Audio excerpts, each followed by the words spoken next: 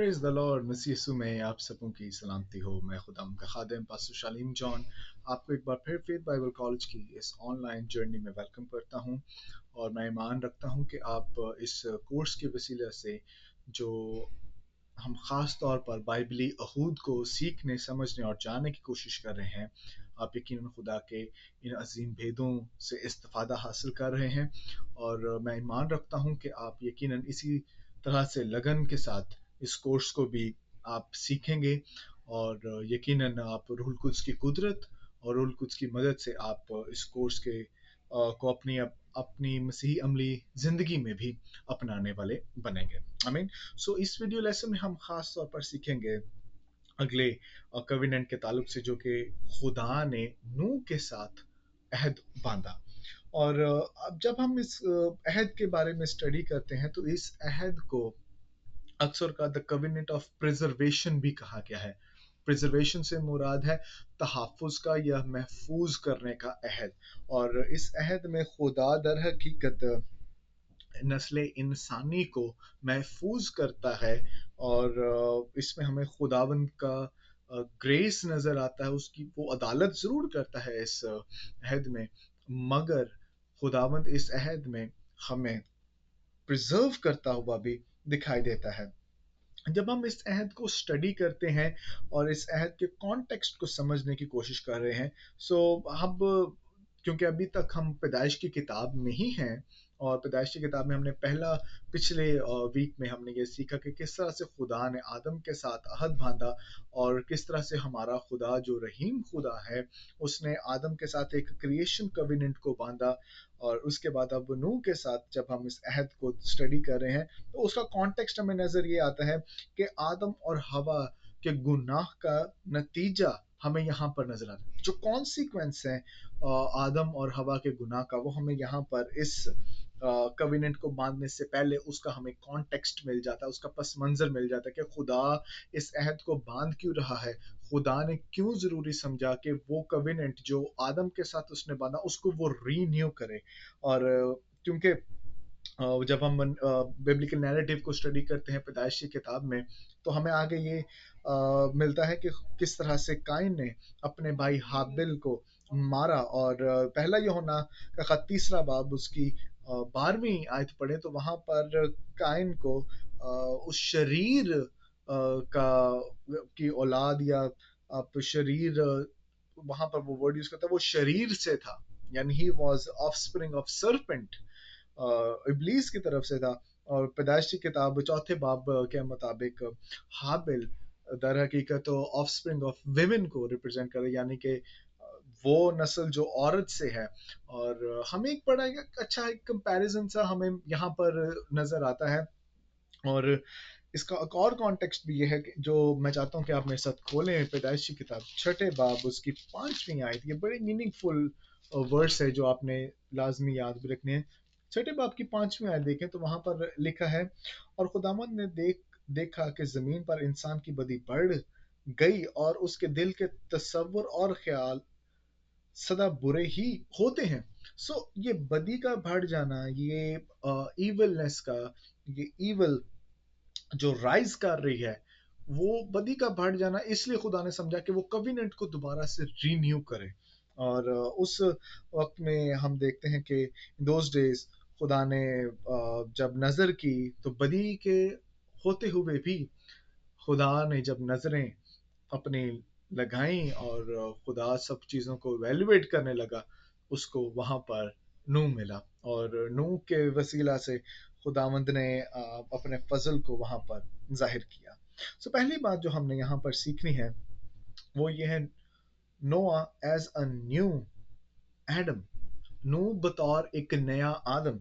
और जब हम 6 बाब की 8वीं पैदाइशी किताब, क्योंकि अब अल्टीमेटली पैदाइशी किताब नहीं है, तो 6 बाब की 8वीं जब हम स्टडी करते हैं तो यहाँ पर हमें ये सीखने को मिलता है कि जी पैदाइश की किताब 6 बाब की 8वीं आयत में, तो वहां पर लिखा है, मगर नूह खुदा की नजर में मकबूल हुआ। अब ये मकबूल होने का लफ्ज जब आप अंग्रेजी तराजम पढ़ते हैं या आप इसके हिब्रू कॉन्टेक्स्ट में देखते हैं, आप हिब्रू लैंग्वेज में देखते हैं, तो वहां पर जो वर्ड इसके लिए मकबूल होने के लिए यूज किया गया है, that is the word grace या फेवर। और इंग्लिश में ये कुछ तराजुम इसको यूं ट्रांसलेट करते हैं कि he found favour in eyes of God. नूह को खुदा की नजर में फेवर मिली, ग्रेस मिला। यहाँ पर मकबूल होना ठहरा है, वो भी हमें एक एसेंस दे रहा है कि he found favour in the eyes of God, उसको खुदा ने ग्रेस दिया। और जब आप नावियत पढ़ते हैं, वो मिला क्यों? Because he was righteous and blameless. नावियत इसके बारे में बताती है कि नूह मर्द रास्तबाज और अपने जमाने के लोगों में बेऐब था, और नूह खुदा के साथ साथ चलता रहा। ही वॉज अ पर्सन जो खुदा के साथ साथ चल रहा था, लिखा है वो रास्तबाज था, लिखा है वो अपने जमाने के लोगों में बेऐब था। And that is the reason, that is actually the solid reason जिसकी वजह से नूह ने खुदावंत की निगाह में फेवर को हासिल किया। दैट वॉज द रीजन कि नूह ने खुदावंत की नजरों में वो रास्तबाज ठहरा, और वो खुदा के साथ साथ चलता था। और खुदा ने फिर नूह को हुक्म दिया कि तू एक कश्ती बना, मेक अ बिग आर्क। मैं जहां पर रहता हूँ यहाँ पर एक बहुत बड़ी ना आर्क है जिसे नोआज आर्क भी कहा गया है। और वो दर हकीकत नूह के आर्क, नूह की कश्ती से इंस्पायर होकर उन्होंने उसको बनाया। वो बहुत बड़ी है। You can search it on Google, Noah's ark in Kentucky, और आपको उसका एक छोटा सा वहाँ पर इमेजरी और वहाँ पर आपको छोटी सी इसके ताल्लुक से डिटेल्स मिल जाएंगी। और and it is so significant. और जब हम इसको खास तौर पर स्टडी कर रहे हैं, तो खुदा ने नूह को कहा कि तू कश्ती बना, और उस कश्ती के वसीला से वो उसको और उसके घराने को वो बचाएगा, और मगर पूरी दुनिया को वो तूफान से और पानी से तबाह करेगा। और जब हम खास तौर पर नूह के ताल्लुक से सीखते हैं, और ये फेवर मिल क्यों रही है, जरा देखिए मेरे साथ अब्रानी का खत, उसका 11वां बाब, उसकी 7वीं आयत। अब्रानी का खत 11वां बाब और उसकी 7वीं आयत जी। यहाँ पर यूं मरकूम है, ईमान ही के सबब से नूह ने उन चीजों की बाबत जो उस वक्त तक नजर ना आती थी, हदायत पाकर खुदा के खौफ से अपने घराने के बचाव के लिए कश्ती बनाई, जिस से उसने दुनिया को मुजरिम ठहराया और उस रास्तबाजी का वारिस हुआ जो ईमान से है। हालेलुया।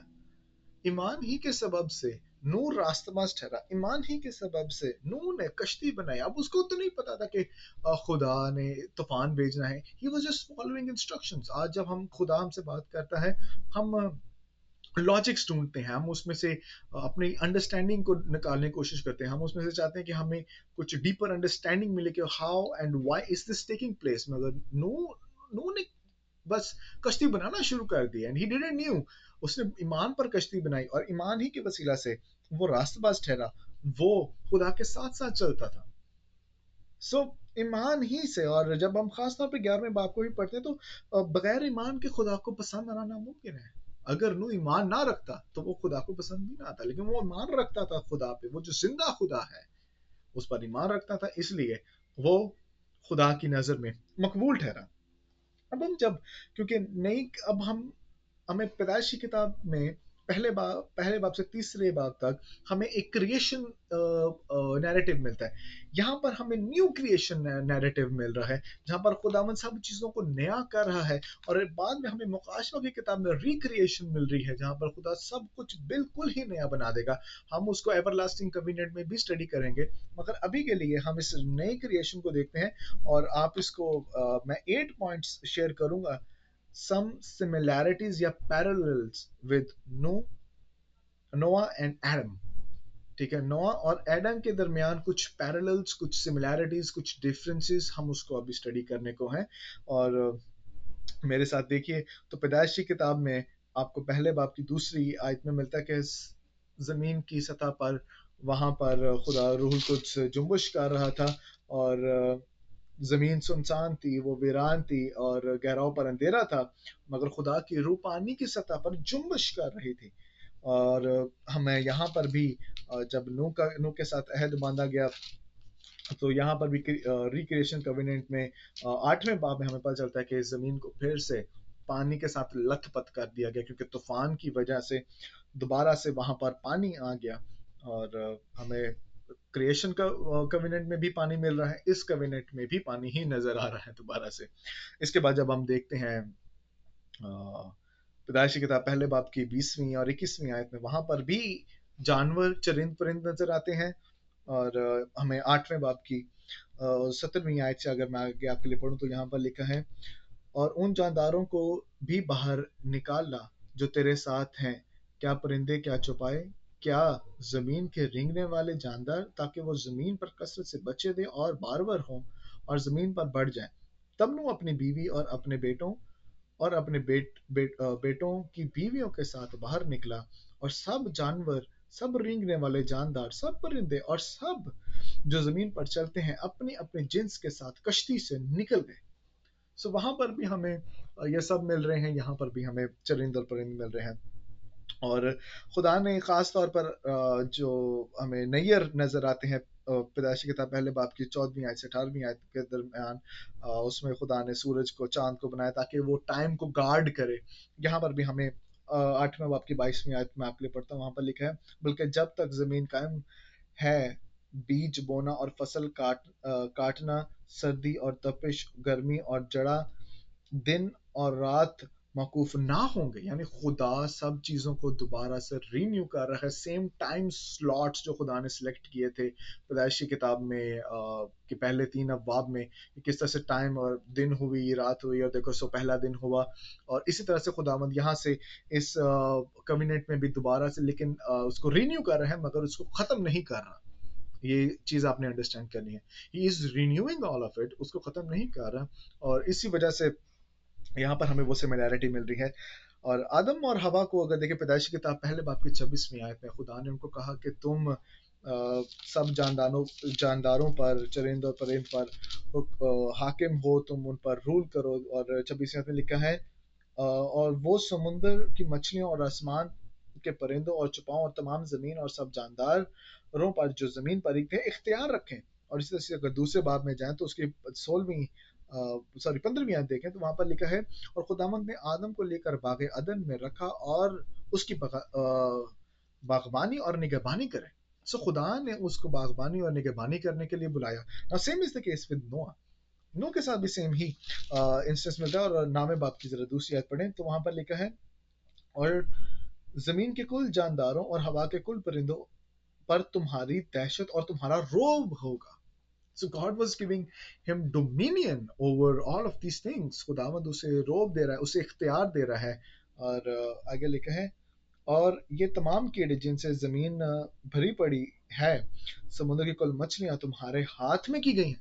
और ये जो फ्रेज आपको पुराने अदामे में मिलेगा ना, तुम्हारे हाथ में की गई है, या खुदावंद जब इसराइल के साथ है वो जंग लड़ते हैं तो खुदावंद कहता है मैंने उनको तुम्हारे हाथ में दे दिया है। तो it is actually describing the authority that is given by God to them, कि तुम्हारे हाथ में मैंने ये रख दिया है और तुम्हारा उन पर इख्तियार है। So this is a very significant thing जो हमें यहाँ पर मिलती है, खुदावंद सब चीज़ों का कंट्रोल, चरिंद परिंद कीड़े मकोड़े सब का कंट्रोल वो खुदा नू को दे रहा है। छठी बात हमने ये जो देखनी है वो है, गॉड प्रोवाइड्स फूड। खुदावंद ने बागे अदन में दरख्तों के फल से कभी मना नहीं किया, सिर्फ एक से मना किया, वो नेको बद की पहचान के दरख्त से फल नहीं खाना, उससे मना किया। मगर बाकी सारे दरख्तों से वो फल खा सकते थे, वो खाना खा सकते थे। यहाँ पर एक छोटी सी हमें थोड़े से डिफरेंस भी नजर आ रहा है। जरा नामे बाप की तीसरी आयत देखें, और वहां पर लिखे, हर चलता फिरता जानदार तुम्हारे खाने को होगा। यानी they were vegetarian in the garden of Eden, यहाँ पर वो नॉन वेज भी हो गए अब। और यहाँ पर उसने, खुदा ने उनको कह दिया कि तुम हर जो जानदार है चलता फिरता उसको खा सकते हो, मगर इसके अंदर भी कई उस चीजें खुदा बाद में उसको क्लैरिफाई करेगा कि कौन सा जानवर खाना है, कौन सा जानवर नहीं खाना। That was Old Testament law as well, कि कौन सा जानवर खाना ठीक है, जिसका सारा जिक्र अहबार की किताब में नजर आता है। तो कोशर एनिमल्स और कोशर मीट्स जो आप खा सकते हैं, कौन से मीट्स आप खा सकते हैं, कौन से मीट्स आप नहीं खा सकते, everything God was bounding them that this is what you need to do. इस सर्कल से बाहर नहीं निकलना, क्योंकि अगर इस सर्कल से बाहर निकलोगे तो तुम उन कौमों के जैसे हो जाओगे जो बाकी सब करती हैं। बट तुम क्योंकि मेरी खास मलकियत हो, तुम मेरे बेटे हो, तुम मेरी चुनी हुई कौम हो, I want you to look different from all these other nations. और इसीलिए खुदा उनको आगे स्पेसिफाई करता है कि तुमने करना क्या है, तुम कौन सा मीट खा सकते हो, कौन सा मीट नहीं खा सकते। मगर यहाँ पर देखिए एक जो सिग्निफिकेंट पॉइंट हमें मिलता है, खुदा उनको प्रोवाइड कर रहा खाने के लिए। और सातवीं बात आपने याद रखनी है कि both of them were the crown of creation.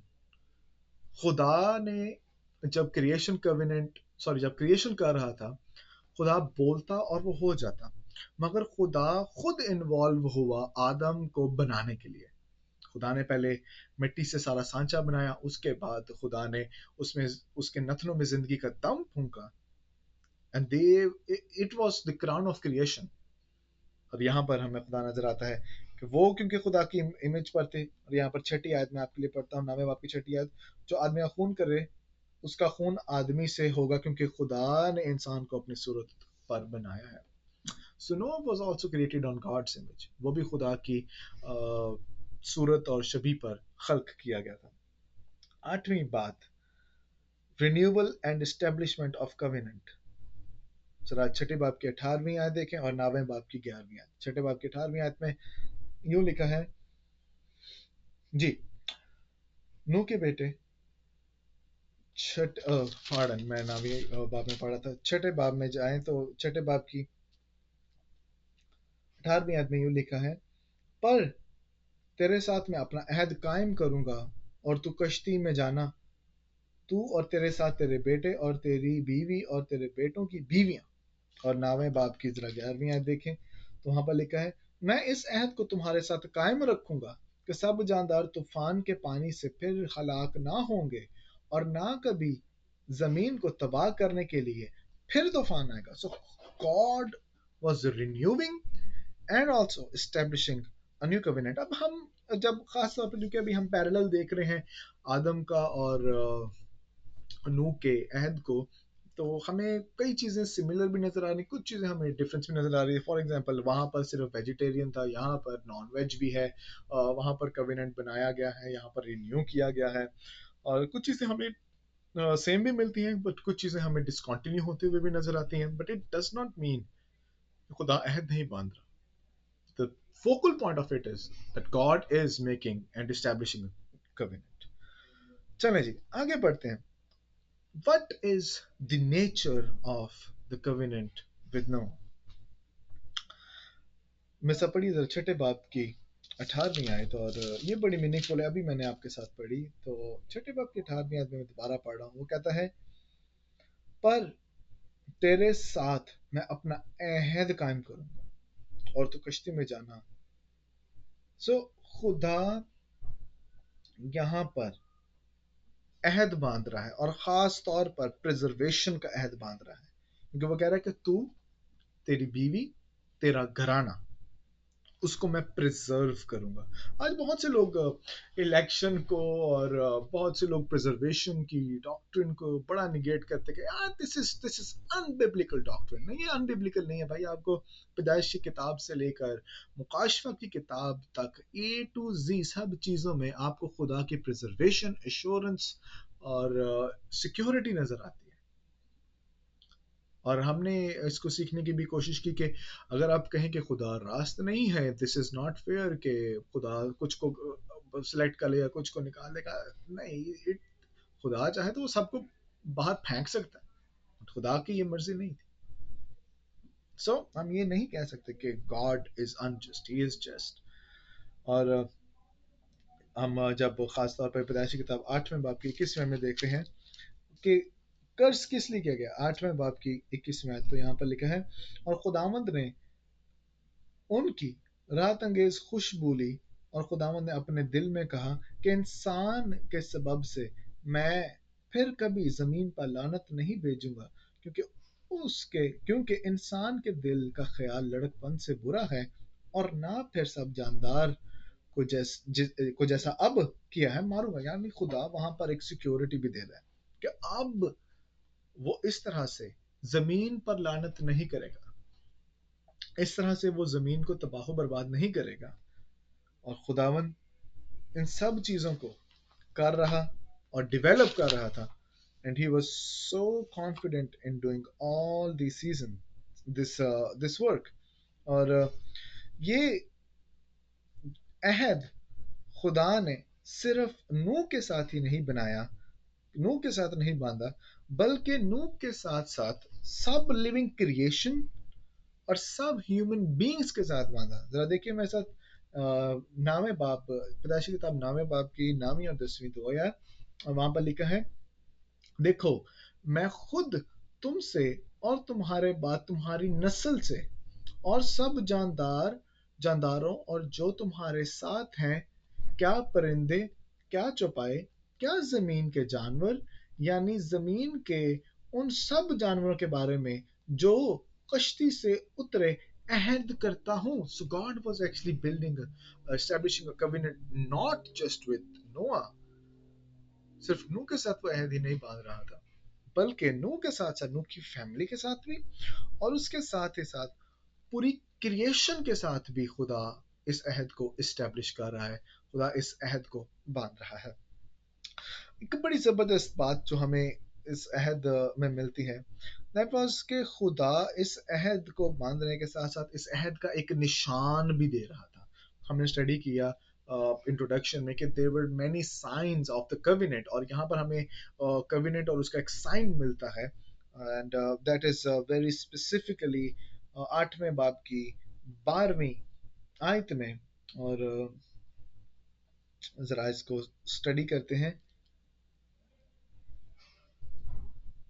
Ji sorry, 9वें बाब की 12वीं आयत में, और यहाँ पे लिखे हैं, और खुदा ने कहा कि जो अहद मैंने तुम्हारे दरमियान और सब जानदारों के दरमियान जो तुम्हारे साथ है पुश्त दर पुश्त हमेशा के लिए कायम करता हूँ, उसका निशान ये है कि 13वीं आयत में पढ़ रहा हूँ आपके लिए, कि मैं अपनी कमान को बादल में रखता हूँ, वो मेरे और जमीन के दरमियान अहद का निशान होगा। यानी खुदा और जमीन के दरमियान वो एक अहद का निशान होगा कि this is what the Lord has made a covenant with and for. और वो क्या है, निशान क्या है, कमान को बादल में रखूंगा। और हम उसको देखते भी हैं जिसको हम इंग्लिश में रेनबो कहते हैं।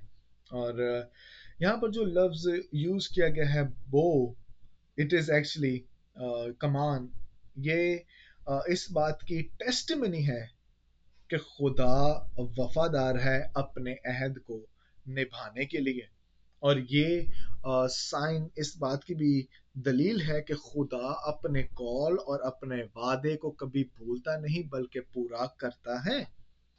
और इस अहद को वैसे भी यसाया उसका चैप्टर नंबर 54 वर्स 9 के मुताबिक, this also is a sign of a covenant, this also is a sign of an everlasting covenant, और ये अहद अगली नस्लों के लिए भी होगा। हालेलुया। और ये सब जानदारों के लिए है, और ये सब क्रिएशन के लिए है। आपने एक बात याद रखनी है, ये अहद जो नूह का है, this covenant is not to be taken as a universal salvation covenant. इसका ये हरगिज मतलब नहीं है कि खुदा अगर इस अहद में प्रिजर्व कर रहा है तो वो इटर्नल प्रिजर्विटी की तरफ लेके जाए, वो इटर्नल सिक्योरिटी की तरफ नहीं।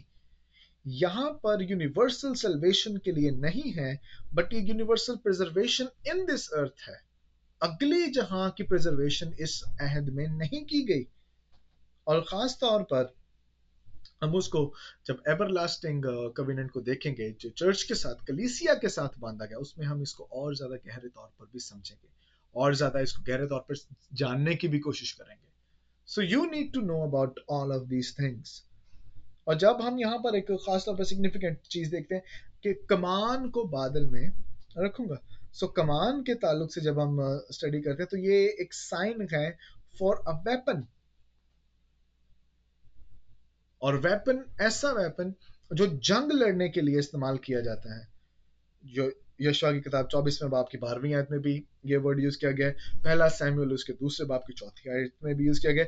और इसका दर हकीकत बात जो खुदा यहाँ पर उससे सिखाना चाह रहा है कि if God unleashed his bow and let it fly then all humanity would be destroyed, कि अगर खुदा ने आसमान से इस कमान को छोड़ दिया तो पूरी दुनिया को वो तबाह कर देगा।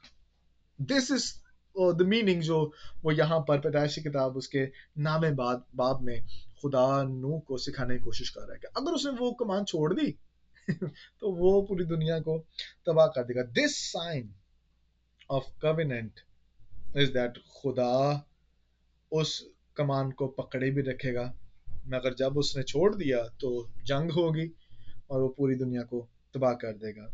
और फिर जब हम खास तौर पर नामे बाब को स्टडी करते हैं, हमें हमें यहाँ पर एक चीज में नजर आती है कि अब खुदा कभी इस दुनिया को हलाक नहीं करेगा, तबाह नहीं करेगा। But yes that it is. तो क्या ये पॉसिबल है कि खुदा, is it possible then that the world will be destroyed another way, कि किसी और तरीके से खुदा इसको डिस्ट्रॉय कर सकता है? नहीं, खुदा इस दुनिया को किसी और तरीके से भी डिस्ट्रॉय नहीं कर सकता जब तक के रिडेम्पटिव हिस्ट्री का काम ना हो जाए, यानी मसीह सलीब पर मोकर मरकर लोगों की जानों का कफारा देकर अपने उस मिशन को जो खुदा ने उसके लिए रखा, और वो मिशन जो खुदा के अंदर था, उसको पूरा ना करे तब तक ऐसा नहीं होगा। और इसी तरह से जब हमें रिडेम्पटिव हिस्ट्री पूरी होती हुई नजर आती है, इसलिए हम ये भी नहीं कह सकते खुदावंद किसी और तरीके से तबाह नहीं करता। वेल, आज नेचुरल डिजास्टर्स हैं, अर्थक्वेक्स हैं, टॉर्नेडोज हैं, हरिकेन्स हैं, सो खुदा डिस्ट्रॉय करने की कुदरत रखता है, मगर आपने ये बात भी याद रखनी है कि खुदावंद प्रिजर्व करने की भी कुदरत रखता है। आमीन। सो पैदाइश तीसरे बाब की 15वीं आयत में जो वादा किया गया, जब तक वो पूरा ना हो जाए तब तक खात्मा नहीं। और हमें नजर आता है कि नूह का और आदम का ये क्रिएशन कविनेंट है, और रिडेम्पशन का कविनेंट हमें पैदाइश तीसरे बाब की 15वीं आयत और बाद में हमें नए एहदामे में जाकर उस रिडेम्पटिव कविनेंट के बारे में सीखने को मिलता है। और ये अहद जो खुदा ने बांधा, आपने खास तौर पर इसे याद रखना है कि this does not promise salvation. ठीक है, ये सैल्वेशन का प्रॉमिस नहीं करती, निजात का प्रॉमिस नहीं करती, ये प्रिजर्वेशन ऑफ दिस यूनिवर्स का वादा जरूर करती है। हमें so why was this covenant needed? हमें इस कवेनेंट की जरूरत क्यों थी? वेल, अभी छठे बाब की पैदाइश की छठे बाब की 5वीं आयत हमने पढ़ी कि बदी बहुत बढ़ चुकी थी, और खुद और तमाम नस्ल इंसानी वो अपने अपनी राहों में चले गए थे। और मैं बल्कि छठे बाब की 5वीं आयत पढ़ ही देता हूँ, 5वीं और छठी आयत पढ़ता हूँ। वो कहता है, और खुदावन ने देखा कि जमीन पर इंसान की बदी बहुत बढ़ गई, और उसके उसके दिल के तसव्वुर ख्याल और ख्याल सदा बुरे ही होते हैं। तब खुदा जमीन पर इंसान को पैदा करने पर मलूल हुआ, यानी वो रंजीदा हुआ और दिल में गम किया, जो क्योंकि बहुत बदी बढ़ चुकी थी इसलिए। क्या अब आपने इस तरह से सोचना है कि क्या ये दोबारा से ये एक नया जो कविनेंट बांधा गया, ये कोई मीनिंगफुल साबित हुआ भी क्या नहीं? क्या ये नए स्टार्ट ने कुछ डिफरेंस लेकर आए भी या नहीं? यस, खुदा सब चीजों को उसने नया बना दिया था, मगर याद रखें कि ईडन में, अदन में आदम गुनाह के बगैर था। यहाँ पर नूह उसका खानदान गुनाह के साथ ही था। There was still sin present in Noah's family, नूह में। और इसीलिए बाद में पता चलता है कि जब वो पहुंच के खुशकी हुई तो नूह ने बाद में कुर्बानी की और खुदावंद को खुश किया, और उसके बाद फिर जनाब मैं पी कर बरहाना हुआ, और उसके बाद उसके बेटे ने उसको देखा और उसका मजाक उड़ाया, मजाक बनाया। So I mean, it's really not that much different, क्योंकि हाँ डिफरेंस ये है, Adam was sinless, Noah was in sin. और इसीलिए हमें यहाँ पर ये ही दिखाई दे रहा है कि इतना कोई खास फर्क नहीं पड़ा बट इट इज गॉड। फर्क ये पड़ा है खुदावंद अब दोबारा से इस तरह से बदी की वजह से वो इतना गजबनाक नहीं होगा। जरा 8वें बाब की 21वीं आयत मैं पढ़ता हूँ। वहां पर ये लिखा है, और उसने उसकी मैं पी और नशे में आया और वो अपने डेरे में बरहाना हुआ। सो अब अंदाजा लगाएं कि नू नहीं हरकत की, अभी उसने खुदावन के फजल को देखा, मगर उसने फिर भी इस हरकत को करना उसने मुनासिब जाना। और कुछ लोग इसको कहते हैं कि was this covenant a conditional या अनकंडीशनल कविनेंट। वेल हमें ये बड़ा मुश्किल है डिफाइन करना कि whether it was a conditional covenant या अनकंडीशनल। बट एक चीज जो आपने यहाँ पर नोट करनी है, in covenant there are always some limitations, in covenant there are some promises, and in covenant there are some obligations जो आपको करना जरूरी है। सो मैं इसको as a unconditional covenant in a sense लेता हूँ कि खुदा ने वादा किया कि चाहे जितनी मर्जी बदी होगी मैं पानी से दोबारा हलाक नहीं करूंगा। बट ऑब्लिगेशंस हमें भी मिलती हैं कि अगर आप खुदा के साथ चलते रहेंगे तो। अभी अनकंडीशनल मैं इसको इसलिए कहता हूँ कि बदी कितनी ज्यादा है, मगर खुदा ने कोई तूफान भेज के नहीं पाया। हाँ आप ये भी कह सकते हैं कि सर सही, सर कुछ कुछ इलाकों में तो because of because of tsunamis बहुत से लोग डिस्ट्रॉय है, बट वो पूरी दुनिया नहीं। So I mean it's really hard to evaluate whether it's a conditional या unconditional। But if you go, अगर कोई आपसे पूछे कि आपके प्रोफेसर या आपके उस्ताद की क्या अंडरस्टैंडिंग, मैं इसे एज एन अनकंडीशनल कविनेंट लेता हूँ। और इस कविनेंट को पतरस रसूल बड़ा खूबसूरती से दूसरे बाब दूसरे खत सॉरी दूसरे पतरस से खत उसके तीसरे बाब में मेंशन करता है। जरा मैं ऐसा निकाली, दूसरा पतरस से खत उसका तीसरा बाब उसकी 5वीं आयत से 7वीं आयत तक। जी यहाँ पर लिखा है, वो जानबूझकर वो तो जानबूझकर ये भूल गए कि खुदा के कलाम के जरिए से आसमान कदीम से मौजूद है और जमीन पानी में से बनी और पानी में कायम है। उन्हीं के जरिए से उसने उन्हीं के जरिए उस उन्हीं के जरिए से उस जमाने की दुनिया डूब कर हलाक हो गई, मगर उस वक्त के आसमान और जमीन उसी कलाम के जरिए से इसलिए रखे हैं कि जलाए जाएं और वो बेदीन आदमी की अदालत और हलाकत के दिन तक महफूज रहेंगे। अब महफूज क्यों रखा खुदा ने? ताकि एक दफा इटर्नल जजमेंट जो खुदा ने अपने मनसूबा के मुताबिक करनी है उसके लिए उनको वो प्रिजर्व करे। मगर याद है खुदा अदालत जरूर करेगा, ये आपने जहन से निकाल दें कि खुदा अदालत नहीं करेगा। यहाँ पर उसने अदालत की झलक दे दी है कि दिस इज हाउ अदालत मिलेगी। इसीलिए खुदा अभी तक तहम्मुल है ताकि आपकी मेरी सबकी नौबत तौबा तक पहुंचे। Now last point, the new beginning. याद रखें इस न्यू बिगिनिंग में हमें सिन नजर आता है। नूह ने वाइनयार्ड प्लांट किया, नामे बाप की 20वीं आयत से 25वीं आयत तक हमें इसका जिक्र मिलता है। बाद में उसने उसी वाइनयार्ड से वहां पर वो ड्रंक हुआ और बाद में आगे सिन और कंटिन्यू किया और सिन इतना बढ़ गया कि पैदाइशी किताब के 11वें बाब में जाते हैं, वहां पर लोग बाबल का बुर्ज बनाते हैं जहां से वो खुदा को रीच आउट करना चाह रहे थे। और खुदा उनकी बदी को देखते हुए उनके जुबानों में इख्तलाफात को डाल देता है। और ये एक बहुत बड़ी मिस्ट्री है जो कि बाद में यूनाइट की जाती है। द बाइबल एक्सपीरियंस को दोबारा से यूनाइट कर दिया जाता है। बाबल के बुर्ज में पैदाइश किताब के 11वें बाब में जुबानें अलग कर दी गई, मगर अमाल की किताब दूसरे बाब में जुबानें एक कर दी गई, and that was speaking in tongues, और जो कि खुदा उनकी मफाकुल फितरत कुदरत का निशान है। हालेलुया। एक बात जो आपने याद रखनी है कि the sin in heart always remains. आप और मैं बिलीवर्स हैं, रास्तबाज हैं, हमारी रूहों को नया किया गया है, but still in our body in our flesh there is sin. इसलिए कोई इंसान परफेक्ट नहीं होता, कोई इंसान परफेक्ट नहीं है, सिर्फ एक ही परफेक्ट है, वो मेरा यीशु है। हालेलुया। और वर्ल्ड ऑर्डर इज रिन्यूड, मगर अभी ये झलक दिखाएगी कि नया आसमान नई जमीन कैसी होगी। उसका वेट हमने करना है। आमीन। सो ये फ्लड सिग्निफाई करता है जजमेंट को, और ये अहद सिग्निफाई करता है खुदावंत के फजल को। सो मेरे अजीज बहनों और भाइयों, समझें इस बात को कि किस तरह से खुदावंत रास्त भी है, मुनसिफ भी है, मगर खुदा मोहब्बत से भरा हुआ खुदा भी है।